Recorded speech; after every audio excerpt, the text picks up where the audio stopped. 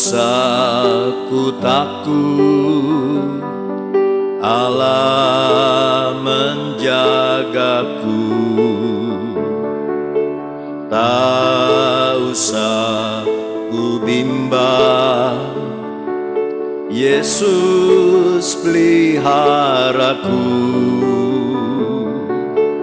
Tak usah ku susah, Roh Kudus hiburku. Tak usah ku cemas, Dia memberkatiku. El Shaddai, El Shaddai, Allah Maha Kuasa. Dia besar, Dia besar, El Shaddai mulia.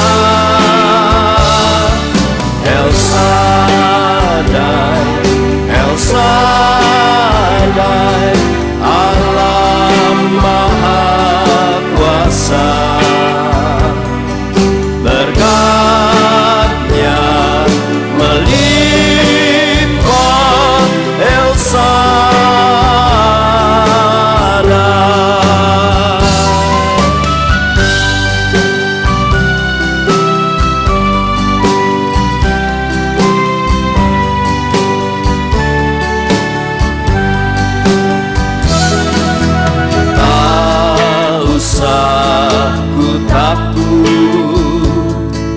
Allah menjagaku. Tak usah ku bimbang, Yesus peliharaku. Tak usah ku susah, Roh Kudus hiburku. Tak usah ku cemas, Dia memberkatiku. El Shaddai, El Shaddai, Allah Maha Kuasa. Dia besar, Dia besar, El Shaddai mulia. El Shaddai, El Shaddai, Allah Maha Kuasa. Berkat-Nya melimpah, El Shaddai,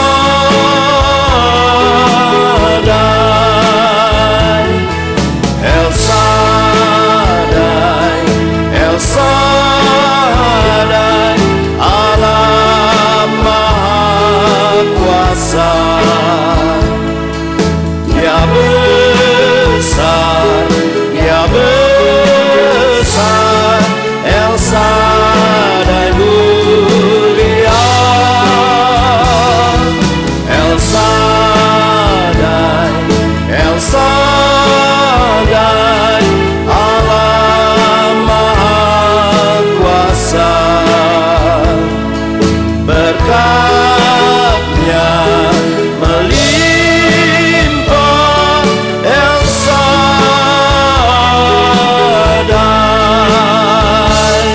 El Shaddai, El Shaddai.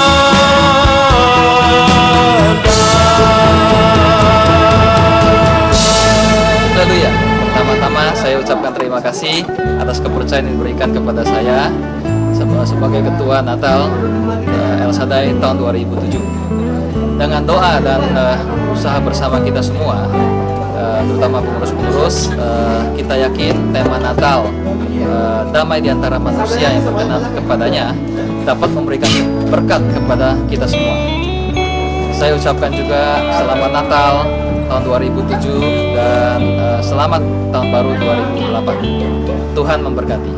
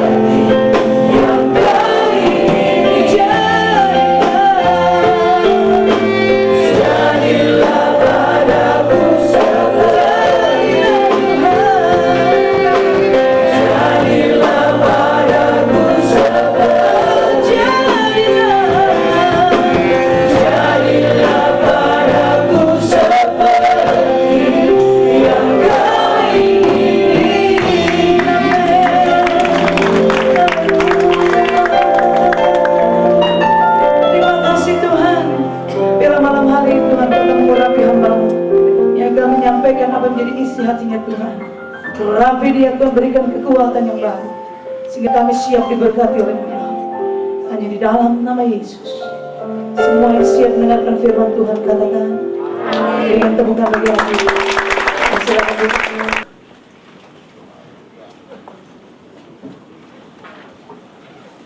Haleluya.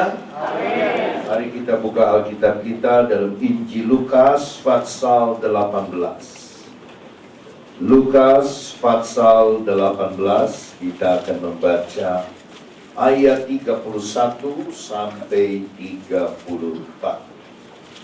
Demikian bunyinya. Lukas 18 ayat 31 sampai 34. Yesus memanggil ke-12 muridnya lalu berkata kepada mereka, "Sekarang kita pergi ke Yerusalem, dan segala sesuatu yang ditulis oleh para nabi mengenai Anak Manusia akan digenapi. Sebab ia akan diserahkan kepada bangsa yang tidak mengenal Allah, diolok-olokkan, dihina, dan diludahi. Dan mereka menyesah dan membunuh dia. Dan pada hari ketiga, ia akan bangkit. Akan tetapi mereka sama sekali tidak mengerti semuanya itu. Arti perkataan itu tersembunyi bagi mereka. Dan mereka tidak tahu apa yang dimaksud." Pada satu hari Tuhan Yesus memanggil ke-12 muridnya secara private, lalu dia berkata begini, "Sekarang kita pergi ke Yerusalem." Dan segala sesuatu yang ditulis oleh para nabi mengenai anak manusia, mengenai Yesus, akan digenapi. Bagi orang yang tidak mengerti, Yerusalem adalah sesuatu yang menarik secara mata. Yerusalem memang artinya datang dari kata Yerusalem, kota damai. Ya. Tetapi sebetulnya Tuhan Yesus berkata, Yerusalem adalah tempat di mana nabi-nabi dibunuh di Yerusalem. Dan sekarang dia berkata kepada murid-muridnya, sekarang kita pergi ke Yerusalem. Ada kalanya Tuhan Yesus membuat mujizat, 5 roti dan 2 ikan mengenyangkan 5.000 orang. Berjalan di atas air, Lazarus yang mati dibangkitkan, yang sudah 4 hari di kuburan dibangkitkan. Banyak hal-hal yang lain lagi. Bartimeus yang buta dicelikan matanya, yang timpang berjalan, yang kerentut tangannya diluruskan, saudara, yang gila kerasukan setan ditolong oleh Tuhan. Tetapi sekarang, kata Yesus sama muridnya, ada pelajaran baru. Sekarang kita melihat menuju Yerusalem, dan Yerusalem semua nubuatan tentang aku dari kitab para nabi akan digenapi. Kita maju sebentar, saudara pakai tali Alkitab, untuk kembali nanti kepada Lukas 18. Kita maju lebih dahulu kepada Injil Yohanes pasal 5 di belakangnya. Ya. Yohanes pasal 5 ayatnya yang ke-39, dia berbunyi begini. Yesus berkata, kamu menyelidiki kitab-kitab suci sebab kamu menyangka bahwa olehnya kamu mempunyai hidup yang kekal. Tetapi walaupun kitab-kitab suci itu memberi kesaksian tentang aku. Yang dimaksud kitab suci di sini adalah kitab Kejadian sampai kepada kitab Maleakhi. Sebab pada waktu Yesus hidup, Injil Perjanjian Baru belum ditulis. Apa yang ditulis di dalam kitab-kitab suci, maksudnya dari Kejadian sampai kepada Maleakhi, tentang aku akan digenapi. Jadi kalau saudara baca Alkitab, jangan cari yang lain. Saudara temukan Yesus di buku itu. Saudara baca kitab Kejadian, temukan Yesus. Saudara baca kitab Keluaran, temukan Yesus. Ya, di dalam kitab Kejadian dia disebut benih. Di dalam kitab Keluaran dia disebut anak domba Paskah. Di dalam kitab Imamat dia menjadi disebut darah penebusan. Di dalam kitab Bilangan dia disebut panglima. Dalam kitab Ulangan dia disebut penghibur. Ya. Dan di dalam kitab Mazmur dia adalah pemuji dan dia juga yang mengeluh. Ya. Di dalam kitab Ratapan dia adalah Yesus yang meratap. Ya. Nabi yang meratap. Dan seterusnya. Sekarang kalau saudara kembali kepada Yohanes pasal 1, saudara buka Yohanes pasal 1. Nah, bukan Yohanesnya yang kita baca, tapi sebelah kirinya, Lukas 24. Dalam Lukas 24 ayat 44, di sana Yesus berkata lagi kepada mereka, inilah perkataanku yang telah kukatakan kepadamu ketika aku masih bersama-sama dengan kamu, yakni bahwa harus digenapi semua yang ada tertulis tentang aku dalam kitab Taurat Musa, Kejadian, Keluaran, Imamat, Bilangan, Ulangan, dan kitab nabi-nabi, nabi-nabi besar, Yesaya, Yeremia, Yehezkiel, dan nabi-nabi kecil, Daniel, Hosea, Miha, Amos, Obadya, Nahum, Maleakhi, Zakaria, nabi-nabi kecil. Ya, itu akan digenapi, dikatakan oleh dan kitab Mazmur, ya, kitab Zabur, itu tertulis tentang aku. Jadi kita lebih yakin lagi Alkitab menulis tentang Yesus. Bisa bilang amin, saudara-saudara. Jangan cari khotbah kalau baca Alkitab, cari Yesus. Nanti dia yang kasih khotbah. Ya, jangan cari yang lain, jangan cari untung, cari Yesus. Di dalam Yesus ada keuntungan. Ya, jangan cari nasib baik, cari bukan, cari Yesus. Kalau sudah ketemu Yesus, di dalam Yesus ada segala sesuatu. Ada haleluya, saudara. Kita kembali bersama-sama kepada Lukas 18. Kamu sudah lihat orang timpang berjalan, orang buta melihat, ya, orang sakit disembuhkan, ya, Orang yang ketut diluruskan, orang yang lumpuh berjalan, orang mati dibangkitkan. Sekarang katanya Yesus kepada muridnya ayat 31, kita pergi ke Yerusalem, dan segala sesuatu yang ditulis oleh para nabi, kita sudah baca tadi, mengenai anak manusia akan digenapi. Apa itu? Ayat 32. Sebab ia akan diserahkan kepada siapa, saudara? Kepada siapa? Bangsa-bangsa yang tidak mengenal Allah. Kita berhenti di sini agak lama. Kepada apa, saudara, diserahkan? Bangsa-bangsa yang tidak mengenal Allah. Coba saudara baca di Alkitab. Yang menyalibkan Yesus siapa? Siapa? Ayo dong, masa orang Kristen nggak tahu yang menyalibkan Yesus bangsa apa? Siapa? Yahudi, Israel, yang ngaku kenal kepada Tuhan. Saya kenal kepada Allah. Tapi apa kata Yesus? Bangsa-bangsa, bukan hanya Israel. Orang Romawi, tentara Roma, akan diserahkan Yesus sama mereka. Tapi ini pelajaran. Tersentak saya ketika menemukan ayat ini. Dia akan diserahkan kepada bangsa-bangsa yang tidak mengenal Allah. Makanya saudara-saudara, aduh, saya kalau dengar orang kalau ngomong shalom tuh kayak udah paling kenal Tuhan ya. Shalom. Bahkan ada yang shalom. Ya, ada yang salah lagi bisa di Belanda, Siloam. Salah. Ya.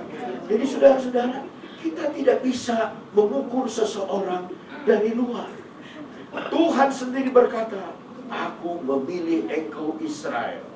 Aku mendukung kamu di atas sayap burung nasar. Ya, aku mendukung engkau.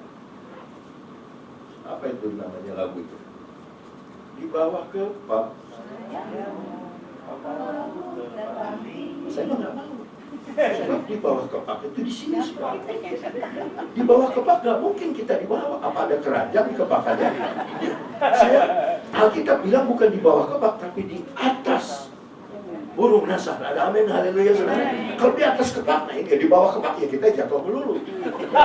Waktu saya di Semarang, saudara-saudara, kita mau cari handphone ringtone-nya. Yang Kristen ada nggak? Mau nggak ini katanya nih? Ini di bawah kepak saya pun, saya bilang nggak mau. Kenapa? Bau. Ya benar, oh iya benar ya nggak bisa terbang. Iya. Makanya kalau ciptakan lagu mesti hati-hati. Ya, di bawah kepak saya begini dia. Belum begini bunyi sudah. Tapi bukan di bawah kepak, tapi di atas sayap burung nasar. Dia mengangkat kita. Ini disebut pilihan Allah. Nah saudara-saudara, sabar ya. Saudara mau sabar nggak? Amin. Sabar, kita buka dulu Roma 9. Nah Roma 9 ini menceritakan tentang orang Israel yang dikasihi Tuhan, yang mempunyai sesuatu. Ya, kita baca mengenai ayat pasal 9 Roma ayat 1. Paulus berkata, aku mengatakan kebenaran dalam Kristus, aku tidak berdusta, suara hatiku turut bersaksi dalam Roh Kudus, bahwa aku sangat berduka cita dan selalu bersedih hati. Bahkan aku mau terkutuk dan terpisah dari Kristus demi saudara-saudaraku kaum sebangsaku secara jasmani. Sebab mereka adalah orang Israel. Mereka telah diangkat menjadi anak. Dan mereka telah menerima kemuliaan dan perjanjian-perjanjian dan hukum Taurat dan ibadah dan janji-janji. Di dunia ini tidak ada bangsa yang dipilih seperti ini, seperti Israel. Nggak ada. Ya. Ayat kelima, mereka adalah keturunan bapa-bapa leluhur yang menurunkan Mesias dalam keadaannya sebagai manusia yang ada di atas segala sesuatu. Dia adalah Allah yang harus dipuji sampai selama-lamanya. Amin. Kalau saudara ditanya, apa betul Yesus itu Allah? Baca Roma 9 ayat 5. Mesias itu disebut Allah. Ia adalah Allah yang harus dipuji sampai selama-lamanya. Amin. Amin, saudara. Amin. Kita kembali lagi kepada Lukas 18. Anak manusia akan diserahkan kepada bangsa-bangsa yang tidak mengenal Allah. Jadi orang Israel ini ngomongnya kenal sama Tuhan, tapi praktek hidupnya tidak mengenal Allah. Bahkan Tuhan Yesus berkata, diolok-olokkan, dihina, diludahi, diam, dan mereka akan menyesal dan membunuh dia. Diolok-olok, saudara-saudara, itu kena telinga. Kita dengar olokan, Yesus dengar olokan. Dihina juga, dicaci maki, kena telinga dan perasaan. Diludahi, saudaraku, diolok-olok juga kena mata. Orang lihat dia mengolok-olok. Ya, dia dipukul dari belakang. Itu tuh mata yang dipukul. Coba untuk buatkan, siapa yang pukul kamu waktu Yesus disiksa? Lalu diludahi, dia kena perasaan. Saya pernah ngadu sama Tuhan. Aduh Tuhan, saya kok begini Tuhan, kok segitu, kok begini, kok dia ngomong begini tentang saya Tuhan. Aduh Tuhan, saya kecewa, sayang diri. Tuhan gak jawab macam-macam. Apakah engkau sudah pernah diludahi? Sadarlah saya. Belum Tuhan. Aku sudah. Jadi saya bisa tahan lagi. Diludahi, dihina, diludahi. Kita mah baru persoalan sedikit aja, udah mundur. Kita mah persoalan sederhana saja udah mundur. Nah, yang menyiksa Yesus, yang meludahi Yesus itu orang yang tidak mengenal Allah. Jadi orang Israel menurut Yesus orang tidak mengenal Allah. Makanya Yesus bilang dalam Matius 7, bukannya yang berseru kepadaku Tuhan, Tuhan akan masuk ke dalam kerajaan surga. Dia itu bicara di depan orang Yahudi. Melainkan yang melakukan kehendak Bapakku yang di surga. Aduh, kita sudah ngomong Tuhan, licinnya ini mulut, dikit-dikit Tuhan, sedikit-dikit Tuhan, sedikit-dikit Tuhan, sedikit-dikit Yesus.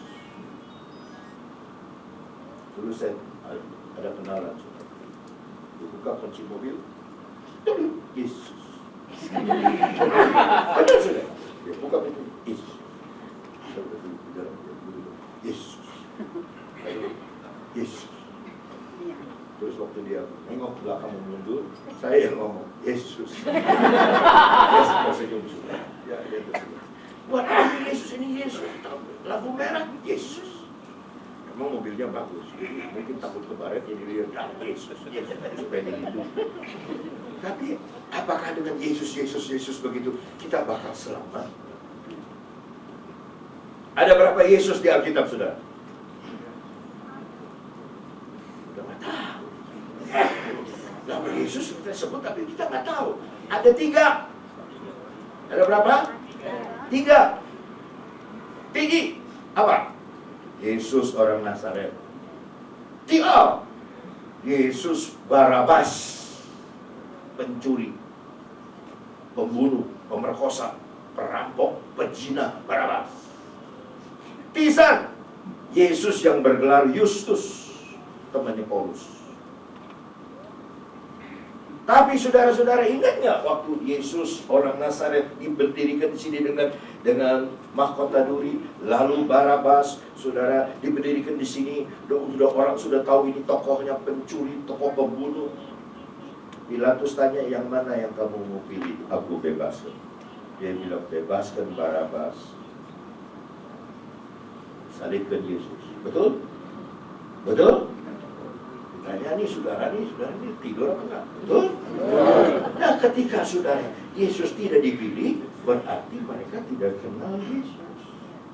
Maka kata Yesus akan diserahkan kepada orang-orang yang tidak mengenal Allah. Nah, gambaran ini saudara sama dan sebangun dengan akhir zaman ini. 1 Korintus 10. Dalam 1 Korintus pasal 10 ada 2 ayat, yaitu ayat 6 dan ayatnya yang ke-11 yang sama bunyinya, ya. Cerita tentang orang Israel ayat 6. Kita baca saja dari ayat 1. Ya, aku mau supaya kamu mengetahui saudara-saudara bahwa nenek moyang kita semua berada di bawah perlindungan awan, dan bahwa mereka semua telah melintasi laut untuk menjadi pengikut Musa. Mereka semua telah dibaptis dalam awan dan dalam laut. Mereka semua makan makanan rohani yang sama. Ini cerita tentang Israel. Dan mereka semua minum minuman rohani yang sama, sebab mereka minum dari batu karang rohani yang mengikuti mereka, dan batu karang itu ialah Kristus. Tetapi sungguh pun demikian, Allah tidak berkenan kepada bagian yang terbesar atau mayoritas dari mereka, karena mereka ditewaskan di padang gurun. Nah, ayat 6. Semuanya itu, kejadian itu, telah terjadi sebagai contoh bagi kita, untuk memperingatkan kita supaya jangan kita menginginkan hal-hal yang jahat seperti yang telah mereka perbuat, dan supaya jangan kita menjadi penyembah berhala sama seperti beberapa orang dari mereka. Seperti ada tertulis, maka duduklah bangsa ini untuk makan dan minum, kemudian bangunlah mereka dan bersukaria. Janganlah kita melakukan percabulan seperti yang dilakukan oleh beberapa orang dari mereka, sehingga pada satu hari telah tewas 23.000 orang. Dan janganlah kita mencobai Tuhan seperti yang dilakukan oleh beberapa orang dari mereka, sehingga mereka mati di panggut ular. Dan janganlah bersungut-sungut seperti yang dilakukan oleh beberapa orang dari mereka, sehingga mereka dibinasakan oleh malaikat maut. Ayat 11. Semuanya ini telah menimpa mereka sebagai contoh dan dituliskan untuk menjadi peringatan bagi kita yang hidup pada waktu di mana zaman akhir telah tiba. Jadi kejadian yang terjadi di dalam perjanjian lama itu menjadi gambar, menjadi contoh, menjadi patron. Banyak umat Tuhan, quote and quote orang Kristen, ya, yang tidak disukai oleh Tuhan, yang Tuhan tidak berkenan. Mulut mengaku mengenal Allah, tapi perbuatannya seperti orang yang tidak mengenal Allah. Saya nggak banyak terlalu susah-susah. Begitu saudara khawatir saja, khawatir, itu sudah sama dengan orang tidak mengenal Allah. Matius pasal 6. Dalam Matius pasal 6, bukan saya yang ngomong, Tuhan Yesus sendiri. Matius pasal 6, kita akan membaca ayatnya yang ke-28. Dan mengapa kamu khawatir akan pakaian? Perhatikan bunga bakung di ladang yang tumbuh tanpa bekerja dan tanpa meminta. Namun aku berkata kepadamu, Salomo dalam segala kemegahannya pun tidak berpakaian seindah salah satu dari bunga itu.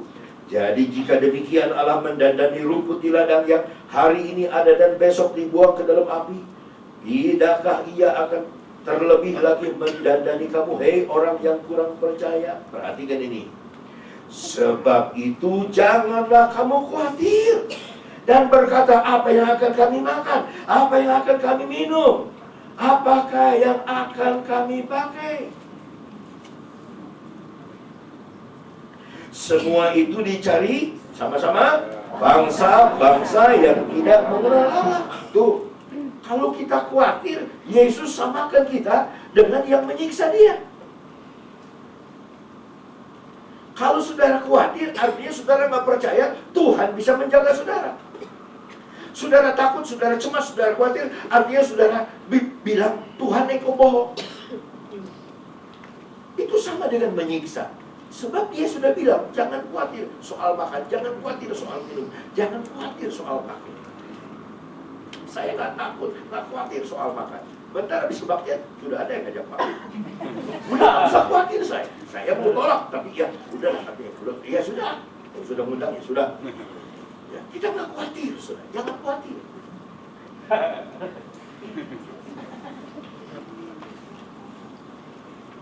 Justru Tuhan itu kadang-kadang tergeraknya oleh yang sederhana-sederhana. Bukan dengan yang wah gitu, enggak. Dengan yang sederhana-sederhana. Ada satu cerita yang indah sekali. Ada satu orang Kristen, dia masih baru di dalam kekristenan, sangat-sangat baru. Dia tidak mengerti bagaimana caranya berdoa dan dia tidak mengerti. Dia bekerja di daerah Glodok. Namanya Acun. Dari pegawai yang di luar itu sampai dia terpilih, bukan terpilih ya, diangkat sama bosnya menjadi CEO. Saya nggak tahu artinya CEO itu apa. Cuma engkau orangnya, barangkali saya tidak tahu. Panggil aja CEO. Jadi dia selalu ya, dengan ramah. Tetapi dia punya kebiasaan yang aneh. Tiap jam 12, dia nyebrang jalan. Sebab di seberang itu ada gereja. Dia nggak masuk gereja. Gereja pintu ditutup jam 12. Dia cuma di depan gereja. Tuhan, ini Acong. Ini Acun. Acun apa Acong? Ini dia tiap hari. Minggu dia ke gereja. Tapi tiap terus berhari-hari. Dia nggak buka pintu. Asal sudah jam 12 dia nyebrang dulu sebenarnya. Dia nyebrang dulu. Tuhan, oh ini Acun. Setelah beberapa lama saudara, dia jatuh sakit. Jatuh sakit dibawa ke rumah sakit. Dan di rumah sakit saudara-saudara dia dirawat. Ya cukup lama dirawat 2 minggu. Tapi akhirnya ya, di situ dia di bangsal itu dia jadi penghibur, dia menghibur, dia datangin teman-teman sesama pasien, dia melawat, dia cerita gitu ya. Sehingga hari ini dia mau pulang, terus dia ditanya sama temannya, kok Acun, kenapa sih kita yang sakit itu pada susah kan? You sakit kok, kalau kerja banyak kok kelihatannya sukacita kenapa? Wei nggak tahu, Wei juga nggak tahu. Cuma itu sampai jam 12 siang, ada orang lampu gondlong, ya dia pegang kaki Wei di tempat tidur, dia bilang begini, Acun, ini aku Yesus. Cerita sampai di sini. Kejadian kita. Dia nggak doa panjang-panjang lah. Apa pelajaran dari cerita ini? Jangan lupa Tuhan. Amen. Don't forget to remember. Kata Tuhan Yesus nih, bukan kata The Bee Gees. Ya, saudara, jangan lupa Tuhan. Jangan lupa. Kembali kepada Lukas 18. Dia berkata ayat 32, sekarang 33, dan mereka menyesal. Bahasa Inggrisnya scourge. Menyesal itu saudara dipukuli dengan cemeti sambil dimaki-maki. Itu Yesus sudah alami. Dipukuli sambil dimaki-maki, di scourge, dan akhirnya membunuh dia. Saudara sudah tahu. Dan pada hari ketiga ia akan bangkit. Saudara, dia dibunuh, diapain dia? Diapain? Salib. Kalau saudara matanya awas, seluruh bangunan, apapun, piano, apa semua, selalu akan ada tanda salib. Itu yang mungkin nggak tahu, dia udah bikin salib banyak. Itu di belakang. Kalau saudara buka piano, itu ada cross, ada tanda salib. Pesawat terbang aja salib.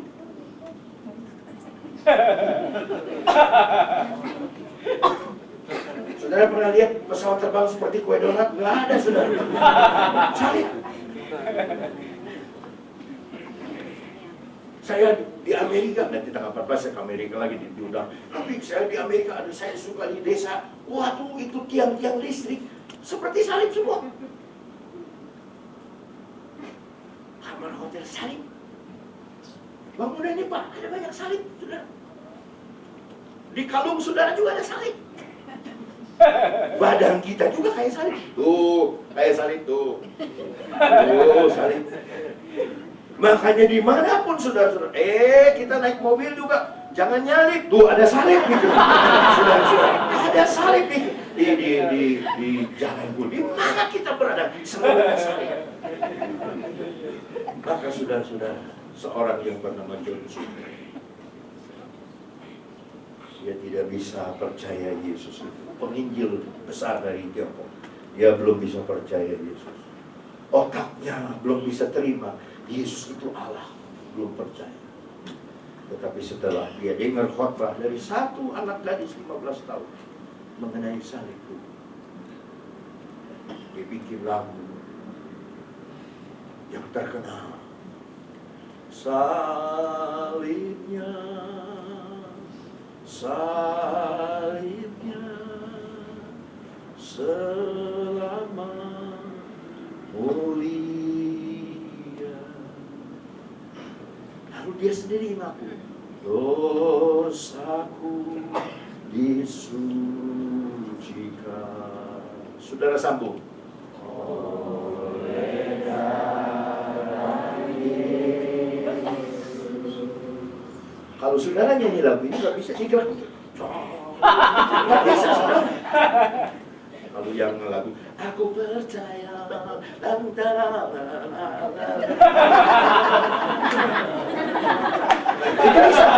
Tetapi kalau saudara salibnya nggak bisa.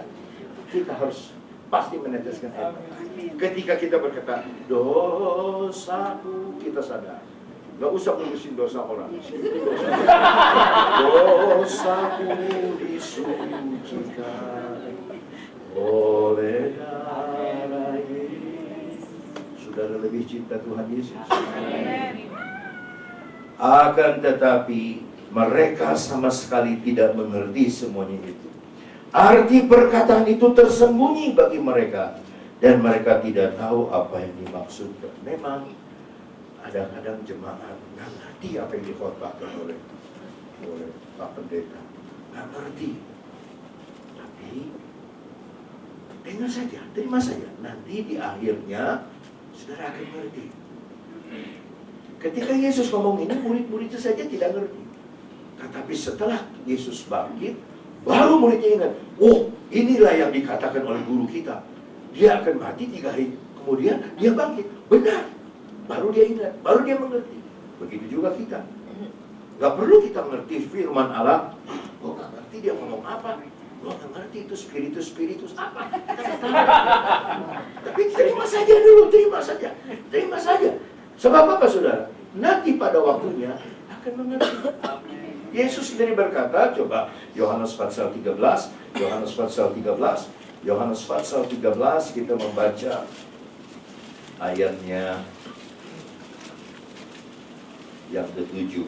Jawab Yesus kepadanya, apa yang kuperbuat engkau tidak tahu sekarang, tetapi engkau akan mengertinya kelak. Sekarang yang aku perbuat kamu gak ngerti, tapi kelak nanti kamu ngerti. Waktu Tuhan ambil anak saya umur 1,5 tahun, waduh protesnya saya, berontaknya saya, aduh marahnya, keselnya saya, putus asanya, saya mau berhenti jadi hamba Tuhan. Ini perkataan juga yang menolong saya. Apa yang aku lakukan, kamu tidak mengerti sekarang, nanti kamu akan mengerti. Sekarang saya mengerti, rencana Tuhan itu indah. Baru saya mengerti, saya bisa menghibur orang yang kehilangan anak. Baru saya mengerti, saya bisa menolong seseorang yang mau tinggalkan kependetaan, balik lagi. Karena dia kehilangan anak di Patukulan. Oh, sekarang saya sedikit saja mengerti rencana Tuhan. Mungkin yang sedang saudara alami, saudara nggak ngerti kenapa begini. Kenapa begini? Sama dengan muridnya. Dia tidak mengerti apa yang Yesus ngomong. Apa? Dia tidak mengerti.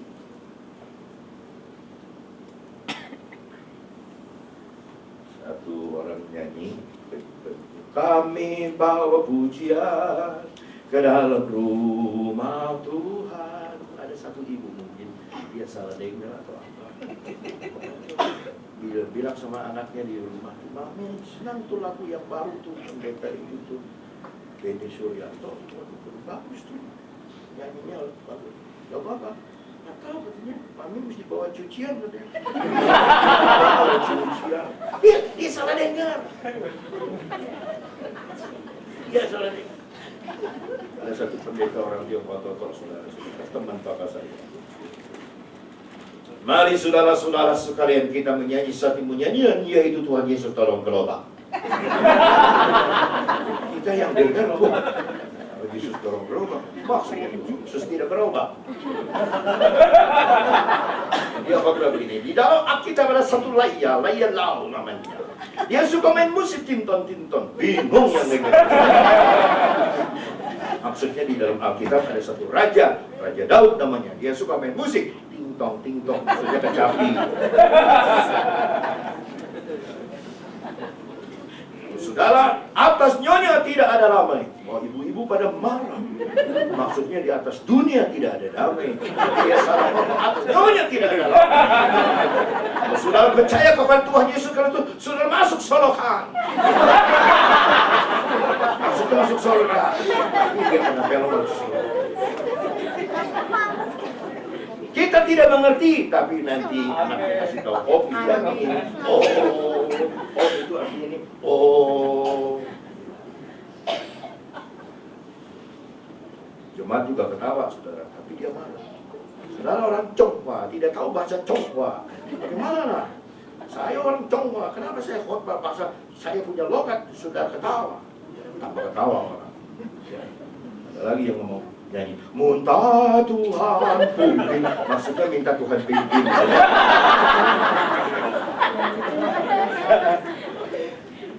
Ayat yang terakhir, ya, kembali kepada Lukas 18. Akan tetapi mereka sama sekali tidak mengerti semuanya itu, arti perkataan itu tersembunyi bagi mereka dan mereka tidak tahu bagi maksud. Yang paling akhir sekali ini, benar-benar akhir, Matius 11. Udah ini nggak ada lagi, saudara. Matius 11. Matius pasal 11 ayat 25. Pada waktu itu berkatalah Yesus, aku bersyukur kepadamu Bapa, Tuhan langit dan bumi, karena semuanya itu Engkau sembunyikan bagi orang bijak dan orang pandai, tapi Engkau nyatakan kepada orang kecil. Marilah kita jadi orang kecil dengan Tuhan yang besar. Semoga Tuhan memberkati saudara. Mari kita berdiri, kita menyanyi satu nyanyian.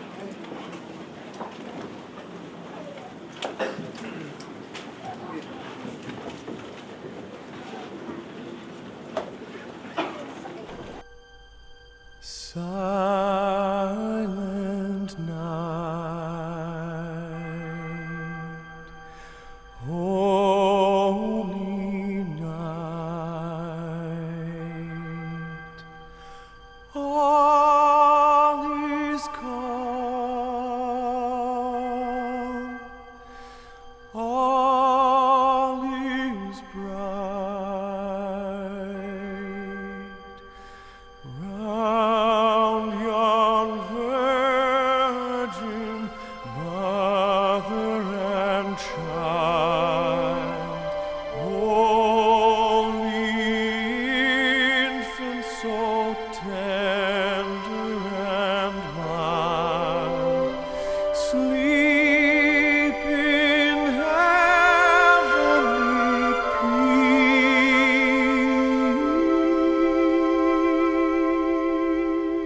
peace. Sleep